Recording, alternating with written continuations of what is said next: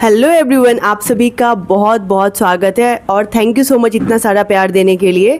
Definitely आप सभी के कमेंट्स की मैं रिप्लाई देती हूँ और जिसमें सबसे ज़्यादा जो अभी कमेंट्स है ये है कि विंडो पीरियड को लेकर के कि विंडो पीरियड कितने दिनों का होता है और अगर एक्सपोजर हुआ है तो कितने दिनों के बाद टेस्ट करवाना चाहिए। सो डेफिनेटली सबके अलग अलग है। किसी ने बताया कि 50 दिनों के बाद टेस्ट करवाए, किन्होंने ने बताया 90 दिनों के बाद टेस्ट करवाए। लेकिन आप ध्यान से समझ लीजिए, विंडो पीरियड जो है वो 3 महीने का होता है, यानी कि 90 डे का होता है ना। तो जब भी आपके एक्सपोजर से लेकर के 3 महीने के बाद आप अपना जांच करवाइए तो आपको सही रिजल्ट मिल जाएंगे।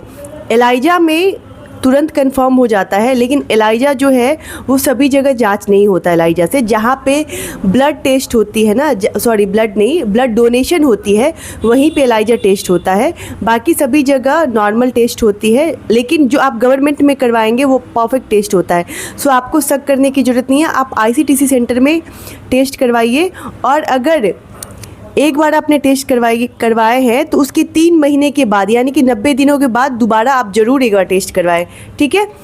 क्योंकि आपका सेम कंसर्न है कि उसके बाद भी आपको बहुत सारे इन्फेक्शन हो रहे हैं, तो डेफिनेटली आपको अदर STI की वजह से या OI, मैंने जो बार बार कहती हूँ वो है।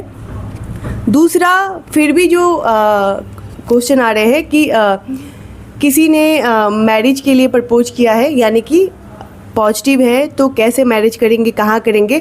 आप सभी के कमेंट्स आते हैं, लेकिन आप जब तक मुझे स्टेट नहीं बताओगे, डिस्ट्रिक्ट नहीं बताओगे, आप क्या करते हो, आपकी उम्र क्या है, कास्ट क्या है ना, तब तक मैं मैरिज के लिए आपको ज़्यादा गाइड नहीं कर पाऊँगी। सो जब भी आप बोलते हैं कि आपको मैरिज करना है, मुझे 3 से 4 चीज़ें चाहिए। एक तो आपका नाम चाहिए, दूसरी आपका जगह कौन सा डिस्ट्रिक्ट या स्टेट चाहिए, तीसरा आप क्या करते हो वो चाहिए, है ना।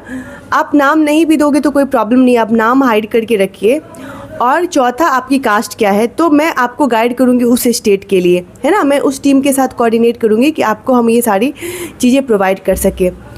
तीसरा है कि अभी जो सीज़न चल रही है ना वो बारिश का है, जो मुझे लगता है आज जब हमारी मीटिंग्स हो रही थी तो हमें एक डॉक्टर ने सजेस्ट किया कि पानी को लेकर के, अगर हम पानी ठीक से नहीं पीते हैं या हम साफ़ सुथरा पानी नहीं पीते हैं तो हमारे बॉडी में बहुत सारे इन नए बैक्टीरिया आने की चांसेस ज़्यादा है। तो पानी बॉयल करके पिए। अगर आप RO का पानी पी रहे हैं तो वो आपके लिए परफेक्ट है। और आप मेडिसिन ले रहे हैं ना, तो आपको ध्यान में रखना है कि मेडिसिन जो आप खा रहे हो तो उससे दोगुना तिगुना आपको पानी भी पीना है। सो ये मेरा एक रिक्वेस्ट आप सबसे सभी से कीजिए। चौथी चीज़ें जो आप सबका कमेंट्स है कि आपके बच्चे हैं और आप HIV पॉजिटिव है तो क्या बच्चे को खाना खिला सकते हैं। डेफिनेटली आप बच्चों के साथ रह सकते हैं, खाना खिला सकते हैं, पिला सकते हैं, जो भी एक पेरेंटिंग की चीज़ें हैं वो सभी चीज़ें कर सकते हैं, कोई प्रॉब्लम नहीं है, ठीक है। और उसके साथ साथ आप बहुत ज़ोर से हंस भी सकते हैं मेरे साथ, ठीक है। तब तक के लिए बाय बाय।